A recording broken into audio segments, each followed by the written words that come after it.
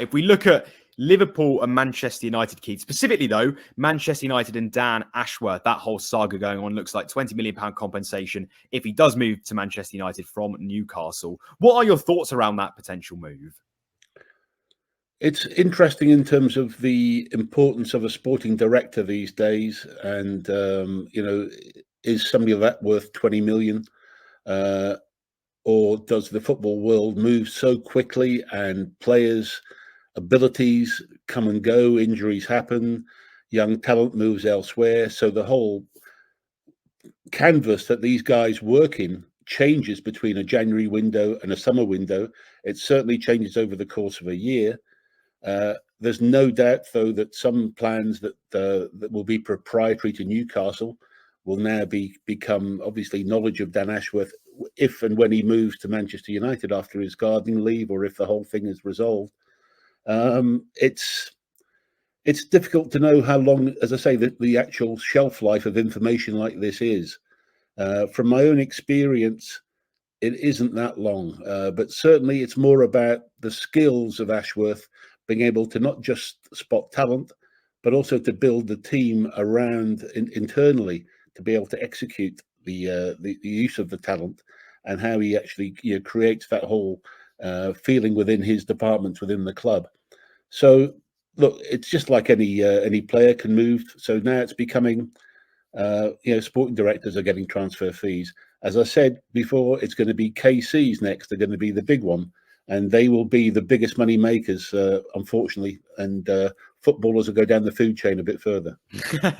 I get, yes, and that remains to be seen where those figures actually do lie. But you've mentioned there, Keith, £20 million, and actually that, say, 15, 20 years ago, I think most fans would have been absolutely stunned at that sort of figure. Do you think we could see in a few years like a £50 million sporting director or a £50 million transfer guru? Will that valuation just increase over time? I don't think it will. I think a lot of the artificial intelligence situations that are coming in will reduce the power of the sporting director to a great degree as we see advances in the way that scouting is done through artificial intelligence. And I think a lot of the personal networks, I mean, before Dan Ashworth, it was really Monchi was the great guy from Seville, and he was considered to be the doyen of the whole sporting director world. And he had the golden touch, it seemed, that he was able to bring in players. Seville, for many, many years, carried on selling them at a huge profit every season. They were doing so well in Europe and in the UEFA Cup. So it was he was the guy. Dan Ashworth hasn't had that success, although he did a good job at Brighton, and he's done a good job at Newcastle, there's no doubt. It's yet to be seen how long those things can carry on. But as I say, he and his like evolved in an era that wasn't quite so data-driven as it is becoming now. Data came to the fore with Michael Edwards and the guys at Liverpool, really, and those sort of eras, probably in the last, I would say, the last 5 to 6, if not more, slightly more years. But it's being refined to an extent that clubs without the big resources can also now get to that level of data analysis and data information. And so I think that may impact the actual importance of a sporting director to a degree, although the personality and somebody who's brilliant in their field will always command, respect and attention. It's going to be easier for other clubs to combat them on the data side. So you actually think effectively that AI could take over, not say they would take the sporting director's role, but actually there might not say there's not a need for a sporting director, but that role could entirely change because of AI and data. Yeah, I think what I'm saying is that Dan Ashworth, and I'm using him purely as an example here, or a sporting director of that level, one of their great skills is their own database that they have developed over the years, their network of knowing, scouting, the players have analysed globally at different age groups and in different places. What I'm saying is to be able to create that database is becoming much, much easier. And so the actual proprietary knowledge is becoming harder to make it unique. And that's where I think the change will come. Talking of Michael Edwards, as we know, Liverpool, of course, are without a sporting director in a few months. And how much would you expect them to pay? You've mentioned Michael Edwards and their former Liverpool sporting director. How much would he be worth in the market? Well, I don't really want to put prices on people, but I've seen he doesn't want to come back anywhere at the moment, which is fine. He's got his own. I think he's exactly the sort of person I think is creating a network for many clubs now that they can feed off. So I think he'd be developing the sort of products I'm talking about that many clubs can now feed into, is what I'm guessing he may be up to. But it's not really, I think, for Liverpool, look, they may get a young, bright guy who wants to see that as a big promotion, in which case there wouldn't be that, these bigger fee. I think this is really a one-off, and it smacks of Jim Radcliffe, Dave Brailsford, deciding that's what they wanted and they're going to have to do something to get it. So I think this is more a one-off. I don't see this becoming the regular thing in years to come for the reasons I mentioned. So sporting directors aren't going to become the new Kylian Mbappe's of the world, you're saying? I hope not, and I don't think so. I think it could be a one-off at this level anyway. But I've been wrong before, but I don't see it going that way. And apart from data, Keith, do you think that really is the lead reason? Is it actually simply that the world of football is moving from where we were 10, 15 years ago to now? Or are there other underlying factors potentially?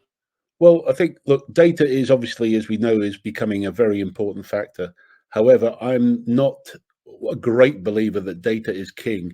I think that data must always be seasoned with football experience and with personality and with people themselves.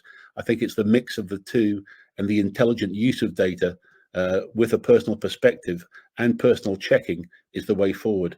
And, those that go data only, I think, are in for a real problem. Data by its very nature really is only historical. And so you're never really a great predictor of the future. You can make assessments of what's happened with historical data, and that's all data is. You can't predict what the data is going to be for the next game or going forward. You can try and use it to go forward, but that's where I think that you still need that personal experience. And I think a seasoned football manager who gets on personally with the sporting director is the combination you're looking for. And it's crucial that you have that chemistry between the two of them. If there's any conflict there at all, then you're in trouble. And I think it's wrong to have the sporting director pick the manager. I think that's flawed. I think the two of them have got to work together, and it should be the owner who understands how to get that correct mix of the two together. I think that's the recipe for success in my view. Are you saying in there as well, Keith, then, that the eye test, as fans know it, is actually really important? Because often you'll hear people talk about XG and unexpected chances and all of those stats specifically, whereas actually many fans don't necessarily look and actually watch the game. And is that effectively what you're implying then? Yes, very much so. I mean, when I first started in football, I mean, the old guys in the cloth caps coming to the games who'd go and watch every game within miles at schools and recreation grounds, etc. There's still a place for them in the game. It's just using them combined with the data and getting their trips to games more accurately pinpointed, I think would be one way I would be using them. But certainly you can't beat experience in the game. And I think that is something that is still downplayed, but I think it should be considered further. You've just watched a segment from Football Insider's brand new podcast, The Inside Track, with me, Lewis Pearce, alongside the guests on the show. Thanks very much for tuning in. Please do give the video a like, comment your thoughts on the topic, and feel free to share on your social media pages. If you want to listen to the full podcast episode, click the link in the description below. Keep your eyes peeled for plenty more content and exclusives here on The Inside Track.